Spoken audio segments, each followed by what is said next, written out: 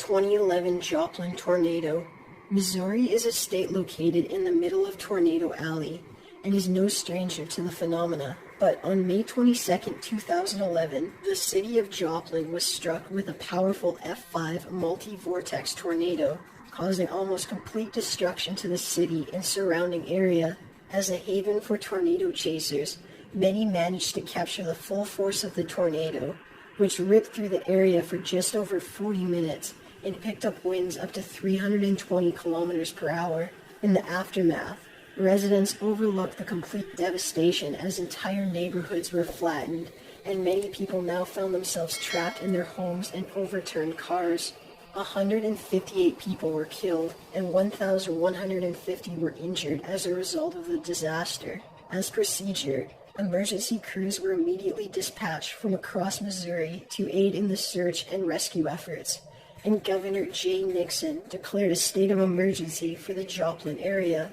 In the early hours of May 23rd, Missouri Task Force 1 reached Joplin, and the rescue efforts began. By 2015, it was calculated a total $2.95 billion in damages. Charity donations and relief supplies soared into the area, and even caught the attention of the royal family of the United Arab Emirates, who donated laptops to 2,200 high school students in the Joplin area, and $5 million to help rebuild the Mercy Hospital, which was destroyed in the disaster.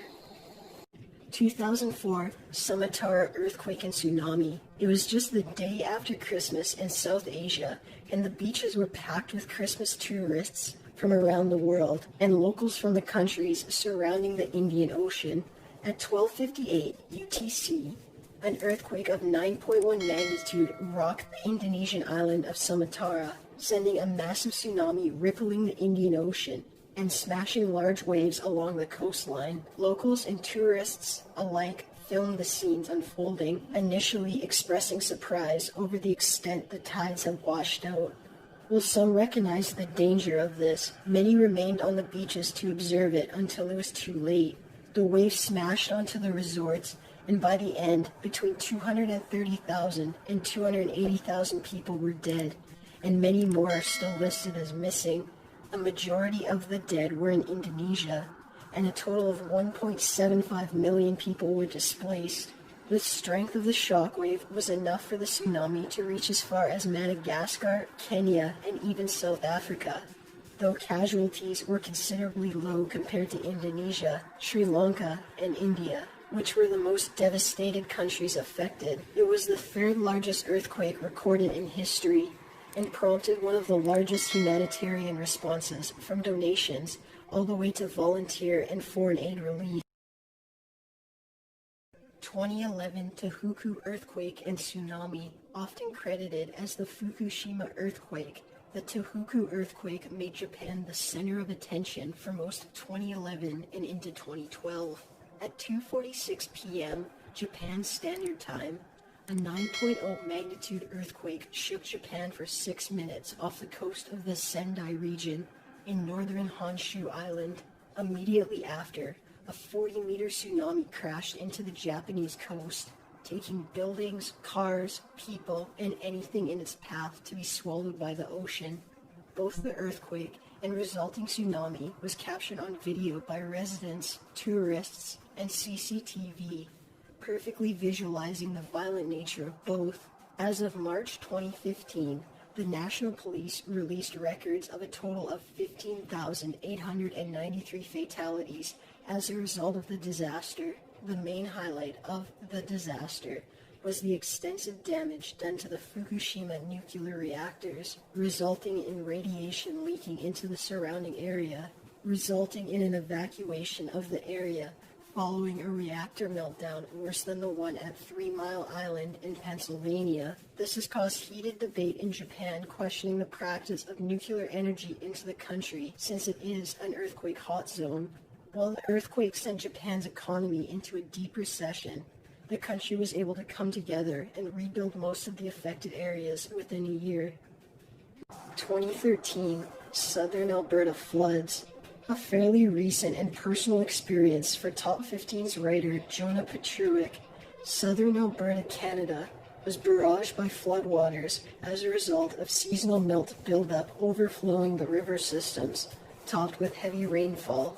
Residents of Calgary and the surrounding areas awoke on June 19, 2013, to discover the waters of the Bow and South Saskatchewan rivers had overflowed and created what appeared to be a lake swallowing the neighborhoods bordering the rivers. Mountain communities Banff and Canmore experienced massive river flow, resulting in rock slides covering the Trans-Canada Highway, forcing officials to close the road. The town of High River experienced the worst of the disaster, with the water levels rising over vehicle roofs and stranding over 150 people on their rooftops, requiring airlift rescue. The Alberta government issued a state of emergency, and residents unaffected by floodwaters were urged to remain in their home for their safety and to not impede with emergency personnel. Footage from residents and local news were broadcast across Canada and even picked up some airtime internationally.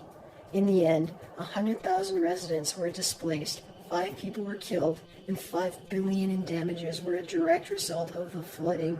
The final floodwaters edged back into the rivers on July 12th, and in an act of humanity, people from across Alberta and Canada made their way to the communities hardest affected to help clean out the homes and businesses. However, the legacy of the floods continue to impact southern Alberta residents to this day. Hurricane Katrina.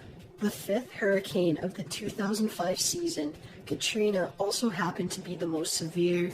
Originating over the Bahamas, Katrina moved up to the southern American coast. New Orleans, Louisiana was particularly devastated after the levees meant to protect the city from flooding were breached, and gallons upon gallons of water flowed into the city. 108 billion in damages were reported in the aftermath, and between 1,200 and 1,800 people were killed. Katrina remains a high topic of discussion due to the controversial handling of the relief effort, or lack thereof depending on the perspective. The aftermath of Katrina resulted in the resignation of Federal Emergency Management Agency Director Michael D. Brown and New Orleans Police Superintendent Eddie Compass. News stations from around the world showed the almost anarchic nature of the southern coast in the aftermath, seemingly full of lawlessness and desperate people who were stranded. The 2005 storm was the final one named Katrina, as it was retired due to the high death toll and damage caused, making it too ironic and recognizable.